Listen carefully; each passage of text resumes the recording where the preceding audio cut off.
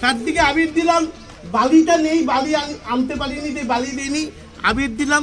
তারপরে মধ্যখানে কাঠ দেয়, পাট কাঠ আর আম কাঠ। জানো তো এই পাট কাঠ আম কাঠের ছোটো ছোটো টুকরো, কারণ যেহেতু অল্প ডেমনস্ট্রেশন দেখাবো, ছোটো ছোটো টুকরোগুলো এনে রেখেছি। এখন ঘি দিয়ে যজ্ঞ শুরু করব। ঘি যাতে জমাট না বাঁধে এই ঠান্ডায়, তার জন্য তুলো দিয়ে আমি প্যাক করে এনেছি।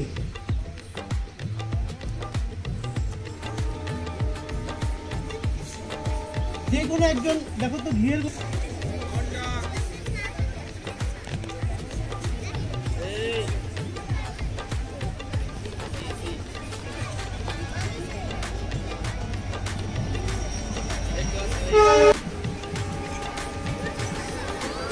অশুভ শক্তি জয়ী হোক, আমার অলৌকিক ক্ষমতা জয়ী হোক।